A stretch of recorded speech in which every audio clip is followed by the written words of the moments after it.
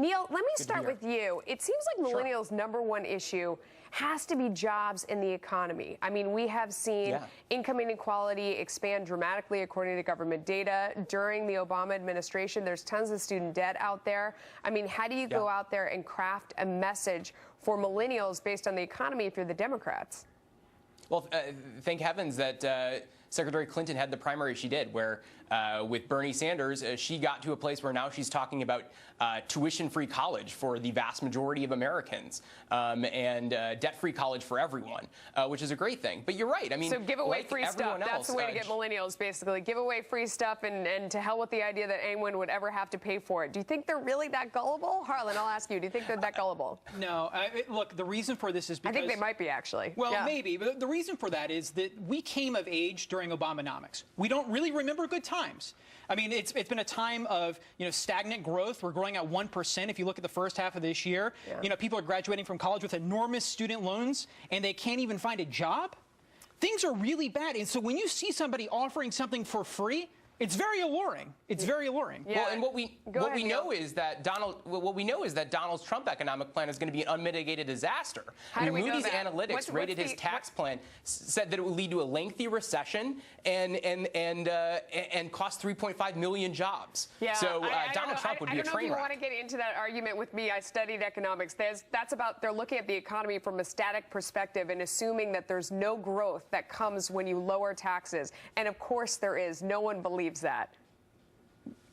Well, without question. I'm going by the analysts, experts here. That's the facts. Over at Moody's, where they are known Democrats and Democratic donors. Harlan, do you think that impacts anything? Look, without question. I mean, one thing I know is that if Hillary Clinton's promising to be a continuation of the last 8 years, we're not getting out of this mess. I mean, median household income is flat or down, depending on what stats you look at. So why would you think that the track that we're on makes sense? Neil, seriously, why? To be fair, because the alternative that Donald Trump is presenting is hang on. When Hillary Clinton is asked to define her own economic plan and what she's going to do differently, and she puts out the bullet points, they are all the same talking points that President Obama said going in. She talks about shovel-ready spending on infrastructure, spending on green jobs, and when challenged to say how is that different from what President Obama did, she doesn't have an answer. So it is really more of the same. Do you think that millennials feel like we're in a good place economically? Well, right now, we have unprecedented economic growth. The big problem is that economic growth is not. Wait, what number have you seen that supports that? Well, we've had months and months of economic growth over the course of the Obama administration. We grew by 1% in the first half of this year, according to the government's numbers. But here's the point. The problem is not that the economy isn't growing. It's not growing and touching all the people that it needs to be touching. Hang on, let him finish. He's digging quite a deep hole there. I'm about to send him back to Economics 101. So continue on the problem is not. The problem is that we've got an income inequality issue in this country. We do. We have to make sure that. Yes, and what is actually Donald Trump going to propose that's going to fix and get money in people's pockets? I'm glad you brought that up, Harlan, because we do have a huge income inequality problem right now. The government's own census statistics shows that it's gotten dramatically worse under President Obama.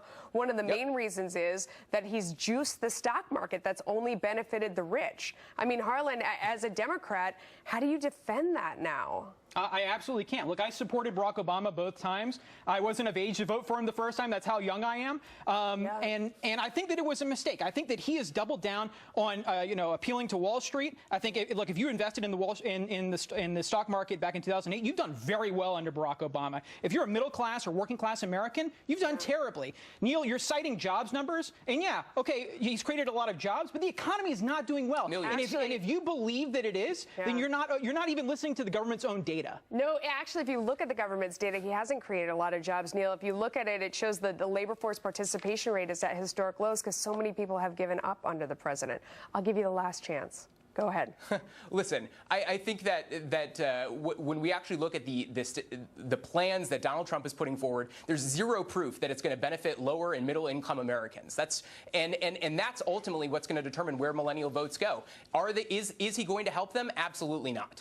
Harlan, it is hard to make the case when you talk about, I mean, you may know from an empirical sense that taking the leash off small business and off regulation and lowering taxes does cause economies to grow.